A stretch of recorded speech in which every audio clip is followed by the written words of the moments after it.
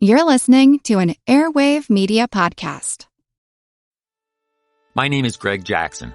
I'm a PhD-holding historian, a professor, and the creator of History That Doesn't Suck, a podcast that makes legit, seriously researched American history come to life through entertaining stories. Join me for a chronological telling of the United States story, from the Revolution to fractious Civil War, tenacious inventors, brave reformers, and more. With more than 100 episodes, you can already binge listen your way from 1776 to the early 20th century. Listen to History That Doesn't Suck on Spotify.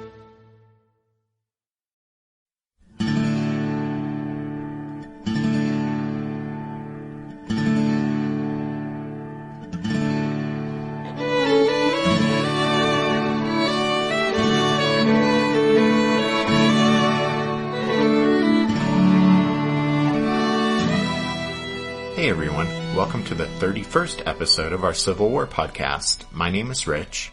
And I'm Tracy. Hello y'all, thanks for tuning into the podcast. As you'll recall, we left off last time in late December 1860 with Major Robert Anderson having just moved his small command out to Fort Sumter in the middle of Charleston Harbor. So that's where we'll start again this week. And as we return to the events transpiring at Charleston, the important thing to remember is that since Anderson believed Fort Moultrie on Sullivan's Island was an exceedingly vulnerable and tempting target for the secessionists, he hoped that by moving out to the more secure location of Fort Sumter, he would actually be lessening the prospect of conflict. Now that he was established at Sumter, Major Anderson hoped that, with enough time, the politicians could settle the issue without bloodshed. Well, alright, so on the morning of December 27th, when the South Carolinians discovered that Anderson had transferred the garrison from Fort Moultrie to Fort Sumter, they pretty much had a cow. What you mean to say is that they were surprised and extremely agitated. Exactly. So, when the news reached Governor Pickens, he pretty much had a cow. What you mean to say is that he was surprised and extremely agitated. Exactly. So, Pickens promptly dispatched a couple of militia officers out to Sumter to demand that Anderson return to Fort Moultrie. In a stiffly formal meeting at the fort, Anderson heard out the South Carolinians, and then he replied that his sole purpose in moving out to Sumter had been to prevent bloodshed and that he would not return to Fort Moultrie.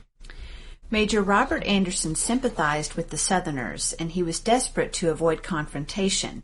But he was a United States Army officer, and his first loyalty was to the country he had faithfully served for 35 years.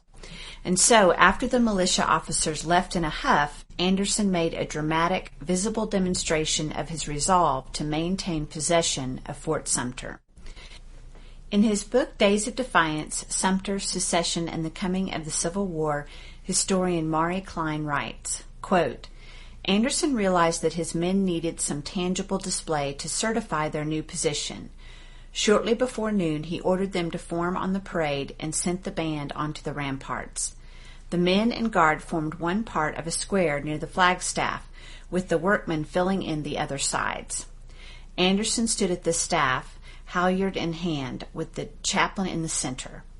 The chaplain thanked God for their safe arrival and prayed that the flag would never be dishonored, that it would soon float over a prosperous and united nation.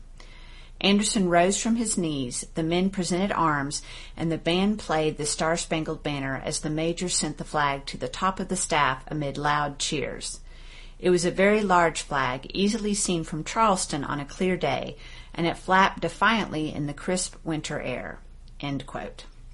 We should probably point out that, as that quote just mentioned, there were still civilian workmen at Sumter, although one of the first things Anderson did was see that those laborers were divided into two groups, those who could be trusted and those who had expressed sympathy with the secessionists. Those in the former group, about 55 men, they were asked to stay on at Sumter and continue working, preparing the fort against attack. The men in the other group were removed from the fort. And then, besides the loyal workmen, there were also a number of women and children, some of the soldiers' families, who accompanied the garrison from Moultrie to Sumter. Governor Pickens was furious when he was told of Anderson's refusal to leave Fort Sumter, and so that same day, December 27th, without bothering to consult the legislature or the secession convention, Pickens made a decision that instantly transformed the already tense situation. he ordered the state's militia to seize Castle Pinckney and Fort Moultrie. As we mentioned on the last show, Castle Pinckney was located on a small island just off Charleston's waterfront, and its garrison consisted of a single old ordnance sergeant and his family. On the afternoon of the 27th, when the South Carolinians went out and took possession of Pinckney, they straightway ran up the state's palmetto flag, and Kate Skillen, the ordnance sergeant's 15-year-old daughter, started to cry. One of the militia officers, thinking she was afraid, assured her she wouldn't be harmed, but Kate replied, quote, "I'm not crying because I'm afraid. I'm crying because you have put that miserable rag up there." End quote. That evening, under the light of an almost full moon, 200 militia moved into Fort Moultrie out on Sullivan's Island. That took place without incident, as did the seizure of the Federal Armory in Charleston and broken down Old Fort Johnson on James Island. Major Anderson, with his move to Sumter, had hoped to ratchet down escalating tensions by removing the vulnerable target of Fort Moultrie, but then Pickens' aggressive, emotionally charged decision to respond by seizing the other 3 forts in the Armory had radically upped the ante and brought the nation to the brink of civil war.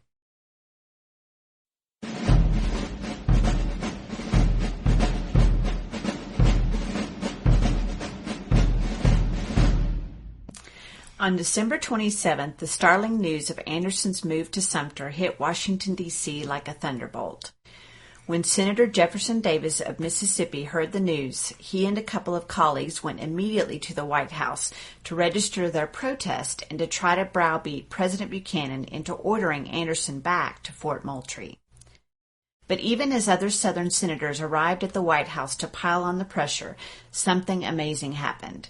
James Buchanan grew something of a backbone and refused to condemn Anderson until he had heard the major's side of the story.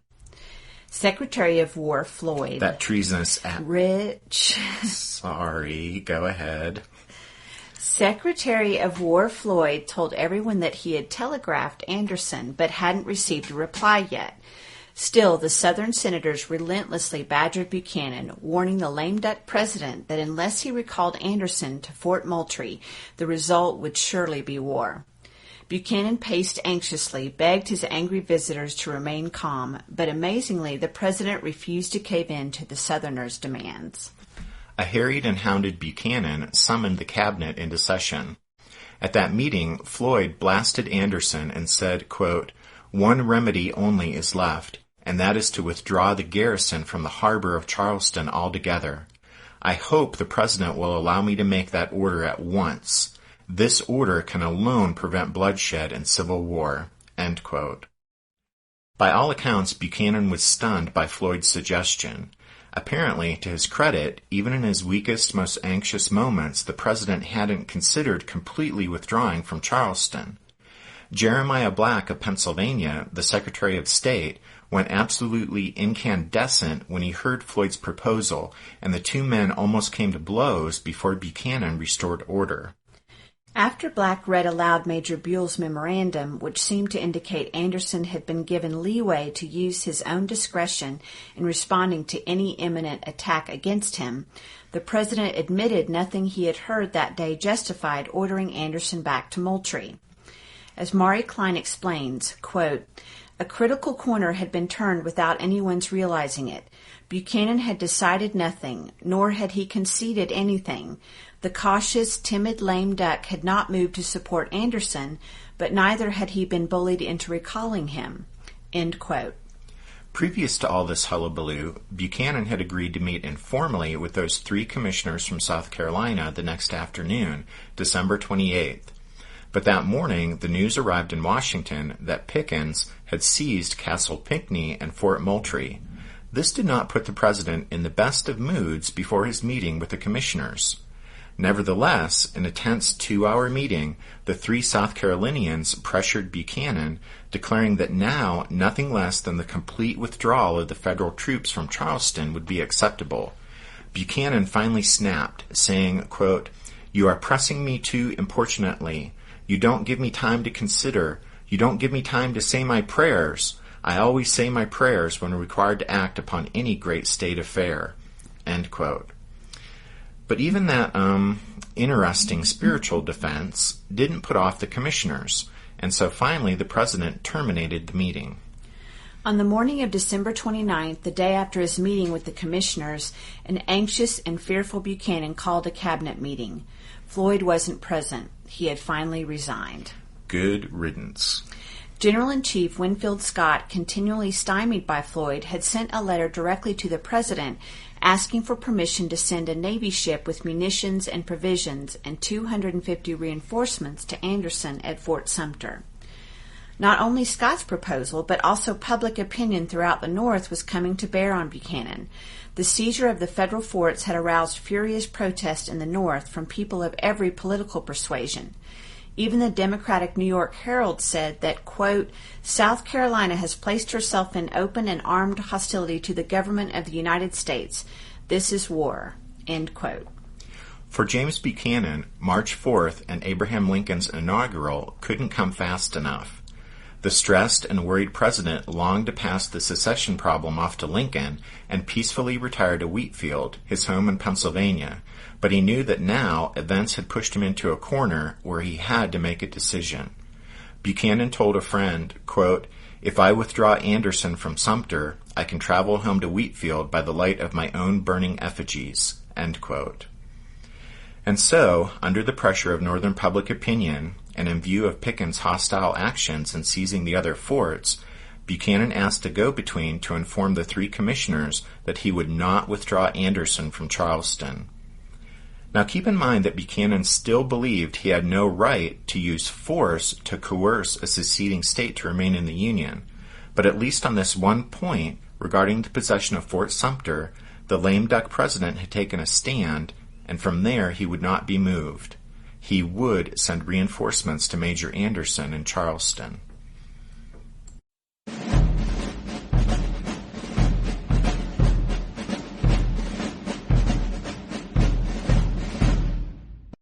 Even before President Buchanan's decision to send reinforcements and provisions to Fort Sumter, Winfield Scott had ordered the Navy ship Brooklyn prepared for the mission. But after the president agreed to the plan, Scott decided it would be better to send a civilian steamer to Charleston. General Scott thought a civilian steamer would be faster and with its shallower draft would more easily be able to cross the bar and get into the harbor. And so a civilian steamer, a side-wheeler named Star of the West, was hired, loaded up with 200 men and 90 days' provision, and she left New York Harbor on January 5, 1861. A letter was sent to Major Anderson telling him about the Star of the West mission and giving him permission to return any hostile fire against her, but unfortunately the letter would reach Anderson too late.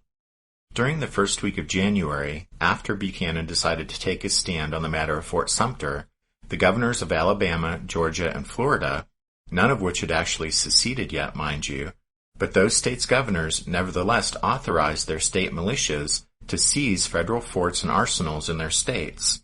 A number of federal installations were thus occupied without bloodshed. On January 5th, while taking in this startling news, the President and General Scott learned that South Carolina was putting in a new battery of guns on Morris Island, overlooking the Charleston harbor entrance. The two men promptly decided sending an unarmed civilian steamer into that situation might not be such a good idea after all, so they sent orders recalling the Star of the West, but she had already departed New York. While Robert Anderson had received no official word regarding any relief mission that had been mounted to aid him, everyone else in Charleston seemed to know all about it. That was because Secretary of the Interior Jacob Thompson, a native of North Carolina, angrily resigned from Buchanan's cabinet on January 8th, and then he sent a telegraph to Charleston alerting the South Carolinians to the Star of the West mission. At least one Southern senator in Washington, upon learning the news, also telegraphed Charleston. And so by the evening of the 8th, the South Carolinians knew to expect the relief ship's arrival late that night or early the next morning. In his book, Allegiance, Fort Sumter, Secession, and the Beginning of the Civil War, David Detzer tells what happened after the Star of the West, having run up the American flag, headed into Charleston Harbor on the morning of January 9th, 1861. But a few things to point out before we share this passage. Cadets from the Citadel, a military academy in Charleston, were manning the cannon that South Carolina had posted in a battery at Cummings Point on Morris Island. And then the Clinch is the patrol boat. So, this is from David Detzer's book Allegiance. Quote, "It was just after reveille at the Citadel Cadets Camp. A sentry paced the beach. Through the morning's haze, he made out the Clinch moving quickly, not far off. He saw it fire its signal rockets. Then he noticed the approaching star. He shouted the news to the sergeant of the guard, and the drums beat out the long roll. The infantry companies, there to protect the artillery battery, grabbed their rifles. The cadets hurried to their guns, each young man moving to his assigned position. Major Peter F. Stevens sighted his guns as best he could. Hitting a target with an artillery piece was difficult in the best of circumstances. Hitting one moving was even more problematic. To do so successfully, with dubious gunpowder and virtually no prior practice, was hardly to be expected, but Stevens, the cadet's commander, intended to do the best he could. He aimed his first shot well in front of the star, as a warning shot. He climbed to the top of the sand wall hiding his battery, peered out at the passing merchant vessel, then softly said to the cadets behind him, "Commence firing." At number 1 gun, the cadet captain said, "Number 1, fire." A young man named George Edward Hainsworth, nicknamed Tuck, pulled the lanyard. By most definitions, Hainsworth had just fired the first gun of the Civil War. End quote. When the Star of the West continued on, ignoring the warning shot, the rest of the battery on Morris Island opened fire. The ship was hit by a couple of shots, and the captain ran up the very large American flag, called a garrison flag, he had been given to hoist as a signal to Major Anderson if the Star was fired upon. The large flag was raised and lowered twice as a signal of distress, but there was no reply from Fort Sumter. The Star next came within range of Fort Moultrie, and the cannon there fired off a salvo at the steamer. But Sumter still stood silent, and so the Star's captain reluctantly hauled down the flag, went about, and headed back out to sea. At Fort Sumter, Captain Abner Doubleday, who did not invent baseball. Right. This is that Abner Doubleday, although as Tracy says, he actually didn't invent baseball. But anyway, Doubleday was the only officer on the parapet of Fort Sumter that morning. The garrison had heard a rumor, carried over from Charleston, that a civilian steamer was headed south with reinforcements for Sumter, but none of the men believed it. It made no sense. Why would the War Department send an unarmed civilian steamer on the mission instead of a naval vessel? But then, on the morning of the 9th, Doubleday saw a ship crossing the bar. Through his spyglass, he saw the South Carolina battery on Cummings Point open fire on the ship, and then he watched as the steamer ran up its huge garrison flag. Doubleday sounded the alarm, and within moments the men were rushing to their stations at the fort's guns, and other officers, including Major Anderson, stood on the parapet. Sumter actually still only had a handful of cannon mounted and ready to use, and of those, only 4 light guns pointed toward Morris Island, while just 2 big guns, 42-pounders, could reach Fort Moultrie on Sullivan's Island. Nevertheless, Anderson had the guns loaded, and the men stood awaiting the order to fire. But Robert Anderson hesitated. He ordered Sumter's flag run up and down as a reply to the steamer's signal, but the ropes of the fort's flagpole were snarled and couldn't be untangled quickly. Major Anderson was conflicted. He had received no official orders concerning any relief mission, but still the South Carolinians were firing on that steamer, were firing on the Stars and Stripes. What should he do? Should he open fire and protect the ship? And then, as Anderson and the other officers standing on the parapet at Fort Sumter watched, the embattled steamer turned around and headed back out to sea. The next day, the Charleston Mercury newspaper declared, quote, "The expulsion of the steamer Star of the West from the Charleston harbor yesterday morning was the opening of the ball of the Revolution. We would not exchange or recall that blow for millions. It has wiped out a half-century of scorn and outrage. The first gun of the new struggle for independence, if struggle there is to be, has been fired, and federal power has received its first repulse." End quote.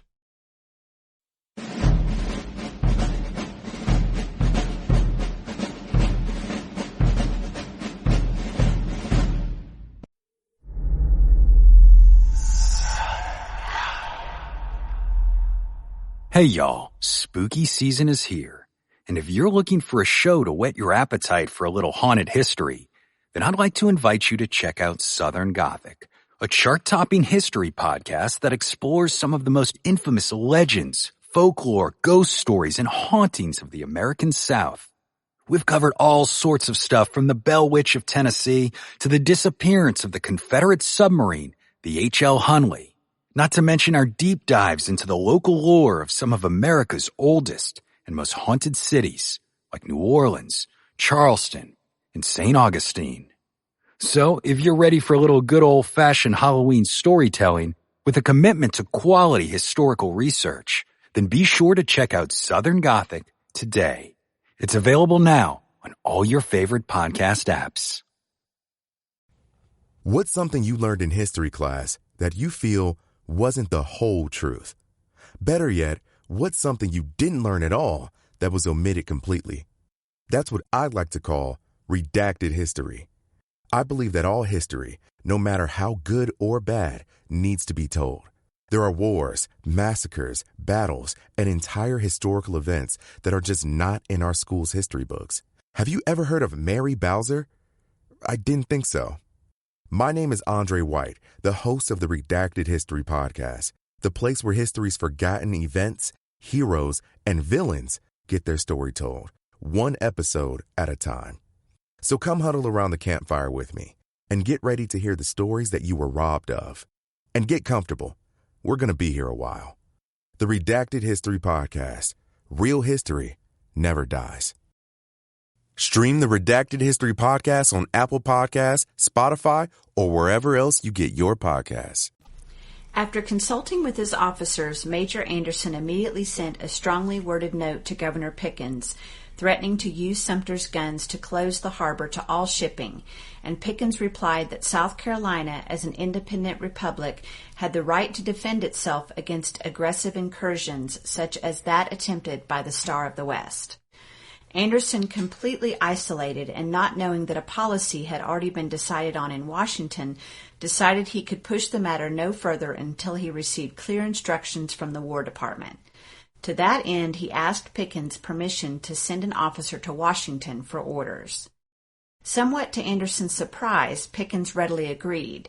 But unknown to Anderson, the governor was actually extremely glad for the time that Fort Sumter's messenger would buy him, since just before the incident with the Star of the West, Pickens had been given word that South Carolina's military preparations so far were amateurish and utterly inadequate to repel a determined attack on Charleston Harbor, and were entirely insufficient to assault Fort Sumter. So without realizing it, Anderson's suggestion that a messenger be sent to Washington bought Pickens the time he needed for a military buildup to strengthen the harbor's defenses. Meanwhile, on January 9, 1861, the very day of the Star of the West incident, Mississippi left the Union. Florida followed suit the next day, and on the 11th, Alabama seceded. In the north, South Carolina's firing upon the Stars and Stripes cut the ground out from under those very few who were still calling for compromise of some sort with the secessionists. Across the north, blood boiled to hear that the nation's flag had been insulted. In the public's mind, Fort Sumter, more than ever, became the symbol of the ever-increasing tension over the secession crisis. In the north and south, the public's attention was focused on Charleston Harbor, but there was another drama playing out at another federal fort, this one in Florida. There at Pensacola, out at the far western corner of the Florida Panhandle, the U.S. Navy had built a large base, and to protect it, the Army had positioned 4 forts around the harbor. Fort Pickens, the largest of those forts, was on Santa Rosa Island, a 40-mile-long splinter of land across the harbor's outer mouth. In January 1861, Fort Pickens sat empty. But not for long. At Pensacola, Lieutenant Adam J. Slemmer, a slender and bespectacled officer, was in command of Company G of the 1st Artillery Regiment. Slemmer had been born in Pennsylvania and was a West Point graduate, class of 1850. David Detzer, in his book Allegiance, explains what happened at Pensacola. Quote, Lieutenant Slemmer had heard about secessionist takeovers both in Mobile, Alabama, and Apalachicola, Florida, and considered transferring his command to Fort Pickens across the bay. At midnight on January 8th, a gang of about 20 men was slinking toward Slemmer's company barracks when a sentry heard them and shouted a challenge. The men kept coming, and he fired a shot. Their footsteps were heard racing away. A few hours later, Slemmer received a dispatch sent by Scott on January 3rd. The lieutenant was ordered to do his utmost to prevent his forts from being seized. The next day, he and his men crossed to Fort Pickens. 2 days later, a ragtag Southern force arrived at the naval yard, took it, and hauled down its American flag. By his dash, by fate, Lieutenant Adam Slemmer had taken the same path as had Robert Anderson. He had withdrawn his command from a vulnerable position to a much more defensible spot on an island. From this moment on, the federal government, first Buchanan, then Lincoln, would have 2 key forts to deal with, both in an almost exactly the same predicament." End quote. But Fort Pickens' situation was actually a bit different, since Santa Rosa Island lay at the harbor's outer mouth, and ships with reinforcements and provisions could approach the fort without interference. So there wasn't really the same sort of tension at Fort Pickens as there was at Fort Sumter. And besides that, like we said just a few moments ago, in the public's mind, Fort Sumter in Charleston Harbor became the symbol of the escalating tension over the secession crisis. Nevertheless, there's one more thing we wanted to relate about Fort Pickens. On January 12th, after militia from Florida and Alabama had seized the Navy Yard there at Pensacola, 4 men landed out on Santa Rosa Island and demanded that Slemmer surrender Fort Pickens to the governors of Alabama and Florida.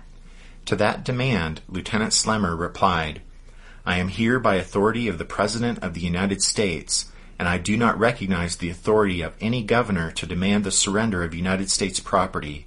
A governor is nobody here." One of the Southern officers angrily asked, "Do you say the governor of Florida is nobody? The governor of Alabama, nobody?" To that, Slemmer answered, "I know neither of them, and I mean to say that they are nothing to me." During the Civil War, Adam Slemmer would eventually rise to the rank of brigadier general. He was commanding a battalion of regulars on the Federal left at the Battle of Stones River in Tennessee on December 31st, 1862, when he was severely wounded. Slemmer stayed in the Army after the war, but he never fully recovered from his wounds, and he died in 1868 at the age of 39 while commanding Fort Laramie in the Wyoming Territory.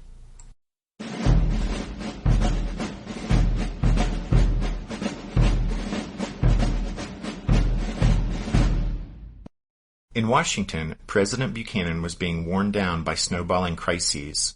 In the same week, in January 1861, the Star of the West was fired upon, the last 2 Southern members of Buchanan's cabinet resigned, Mississippi, Florida, and Alabama seceded, the Pensacola Navy Yard was surrendered to the secessionists, and a new flashpoint was created at Fort Pickens.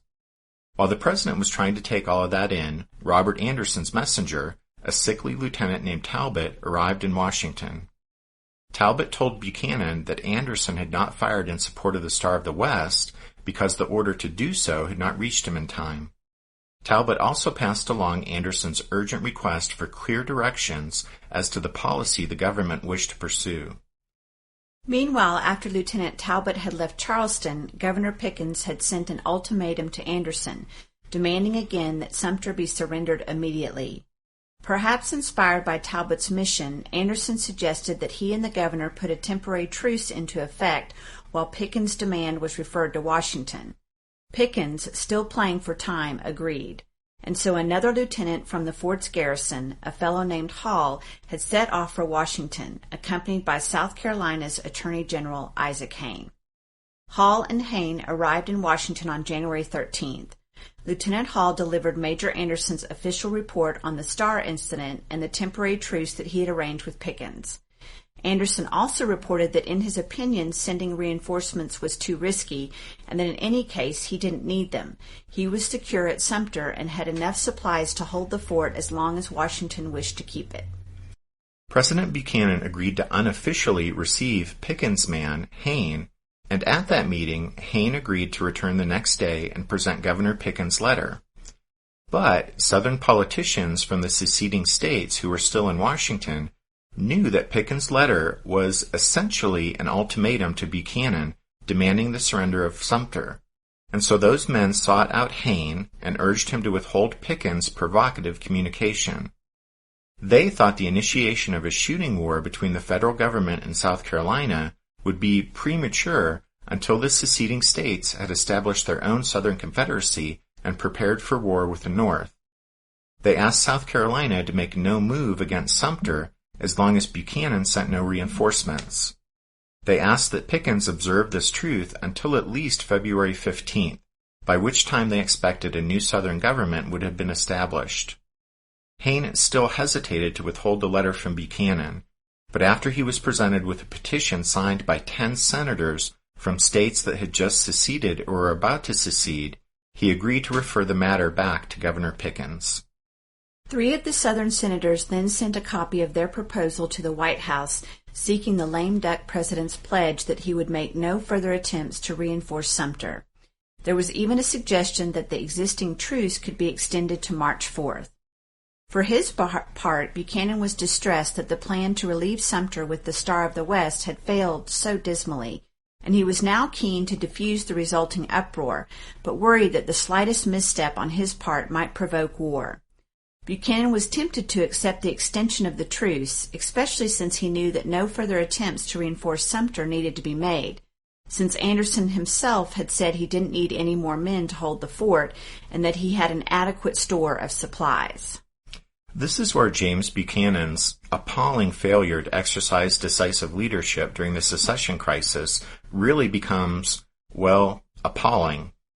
By agreeing to maintain the status quo in Charleston until he could pass the problem along to Abraham Lincoln, Buchanan bought himself, personally, some breathing space until he could leave office, but he had to know that every passing day until March 4th allowed South Carolina's forces to grow stronger, while correspondingly Anderson's position at Sumter would grow weaker. Nevertheless, as news of the truce in Charleston harbor leaked out, an ephemeral aura of calm descended over the fractured nation's capital. And so the days passed. January gave way to February. Georgia, Louisiana, and Texas left the Union. In Montgomery, Alabama, representatives from the seceded states set up a new government. In the formation of this new Southern slaveholding republic, Maury Klein memorably points out that the Southern elites gathered at Montgomery engaged in, quote, the creation of a government of the right people, by the right people, for the right people, end quote. And so, no longer was the ongoing crisis merely a quarrel between South Carolina and the federal government over Fort Sumter, or between Florida and Washington over Fort Pickens. Now, in February 1861, with the creation of the Confederate States of America, a new player entered the game. And that seems like a good place to start to wrap up this episode. Next time, the crisis revolving around Fort Sumter will still be an ongoing concern for us, of course, but our main focus next week will actually be on Abraham Lincoln's journey from Illinois to Washington, D.C. in February 1861, and then his inauguration as the 16th President of the United States on March 4th.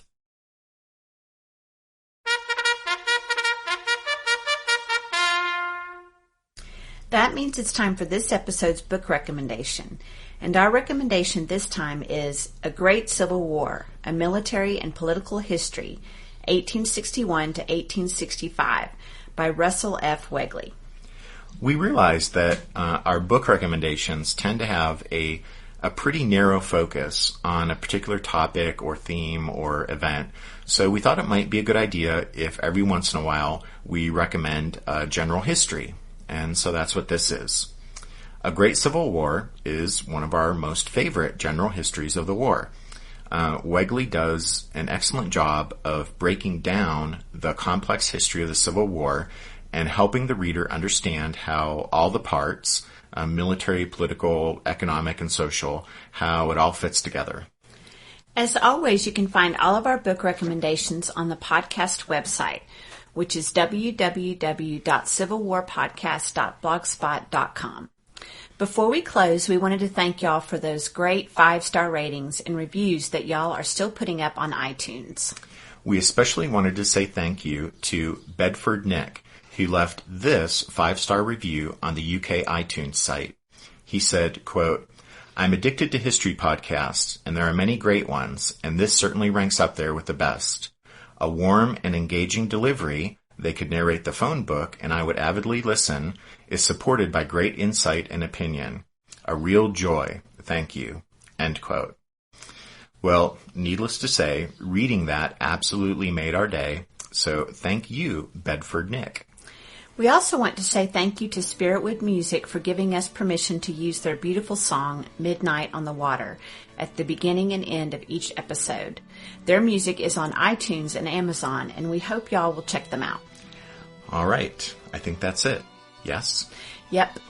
Okay, then. Thank you for listening to this episode of the Civil War, 1861 to 1865, a history podcast. We hope you'll join us again next time, but until then, take care.